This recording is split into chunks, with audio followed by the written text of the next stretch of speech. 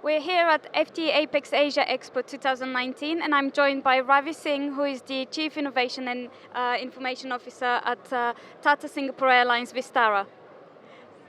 I'm just an engineer who can fly an aircraft. Yeah.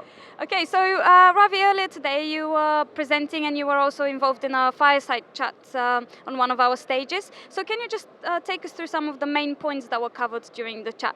Okay. Look, lately um, I'm trying to build things, and I'm trying to build things hopefully with a very simple principle and a hypothesis that machines will play a pretty much a critical role in next phase of industrialization. In fact, they will play a primary role. They will also be critical to the society. So that's the first principle. If somebody believes in that particular principle, then the second principle happens that a uniform, universal language will appear, which will correlate right from emotions to interactions between humans and machines, and anything in between, avatars, robots, and all that stuff. Based on those two principles, I basically presented three papers. All three papers in my personal capacity. One was a paper on how to do codification of emotions using machine learning and a little bit of deep learning, which is on AI. Second was, how to build robots from a perspective of a new definition of employment. Okay. And the third one was blockchain, how we can make trade far more easier and swifter, and how can we increase the speed of that particular trade. Mm-hmm. And how can this theory be applied to the aviation industry? Well, so let's start with blockchain first, because that's the easiest one. If you look at ecosystem of aviation, at a fundamental level, it has to work together. Airports have to work together with airlines, airlines have to work together with manufacturers, OEMs, and then everyone else, interior guys, MRO guys, and all the stuff. And then, when you start a business, you have to work very closely with multiple divisions or departments, within a government, whether it is Ministry of Aviation, Transportation, infrastructure, and so on and so forth. Now, if you actually look at blockchain, or if I call that as a distributed computing plus smart contracts, it can tremendously reduce the time to set up a business. Now, if you look at any airline today, large, small, or something, it takes months, sometimes even years to set up a station. I fundamentally feel that if whether a federated or a public blockchain, which can solve this particular problem, there can be a uniform algorithm, uniform set of rules, uniform set of smart contracts, which can actually take the lead time, which is in months of preparation, to set up a business. That's first. Second thing, to run the business, moment aircraft comes, what happens to that particular aircraft, what a ground handler has to do, what MRO has to do, are there any parts which have to come, when this aircraft has to fly, and all that stuff. That can be the run part of the blockchain, which is a difficult thing to do, because then the differentiation and all the stuff. But the first thing is a commonality. There's no competitive difference when you set up a station. So I fundamentally feel that blockchain is something which this particular sector requires. The second thing is codification of emotions, which is look, and this is not related to aviation per se, but overall, competitiveness is becoming far more closely fought across the industry, and specifically with airlines, airports, or something like that. Now, if we consider airlines as good businesses, customer acquisition has to be quantified, and one of the ways of quantifying customer acquisition is to find out which customers are unhappy with your competitors and how to snatch them in. And that is a classical definition of a machine learning code. I think airlines will be highly beneficial if they actually spend time and energy and money in building use cases and building code libraries on that.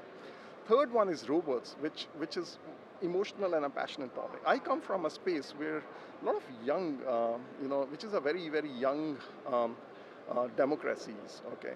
In these young democracies, it just breaks my heart when I see a 18-year-old kid or a 19-year-old, female just doing this mundane task for the sake of earning a bread.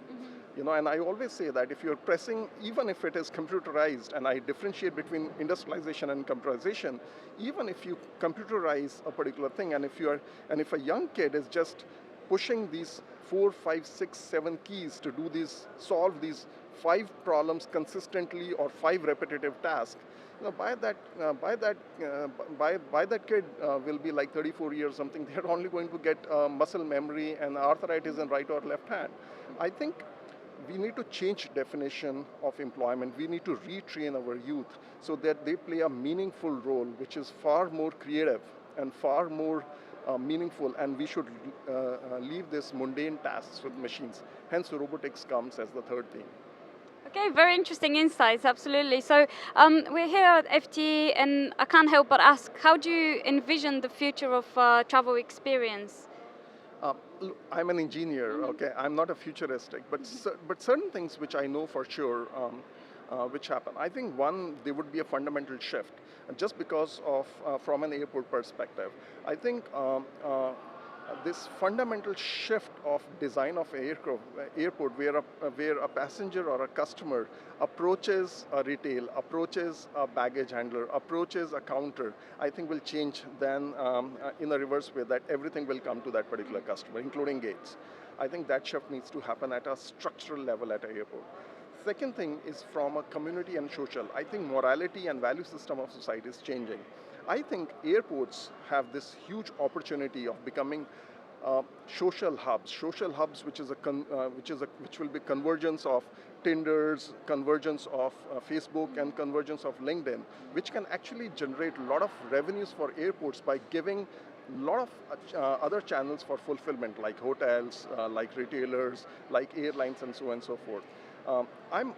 I think biggest change which I see outside of an aircraft which will come in this particular industry will be airports. Second will be incremental changes in terms of customer experience, in terms of how do you define premium, how do you define luxury, how do you define economy as a class or something like that. But those will be incremental changes. Third, disruptive change will happen, and that's a gut feel, is in the design and material science of an aircraft. There's too much of pressure on current machine. It has to become lighter, it has to become far more sustainable, and I fundamentally feel that somewhere from European Union, which has given two proven travel methodologies, one is rail and airports, and they compete with each other. Maybe general aviation will come as a very, very strong alternate, somewhere as a hybrid in between them. So third thing will be the design of the machine and the engineering of the machine, the aircraft itself. Okay, thank you very much, Ravi. It was a pleasure to chat with you today. Thanks for having me.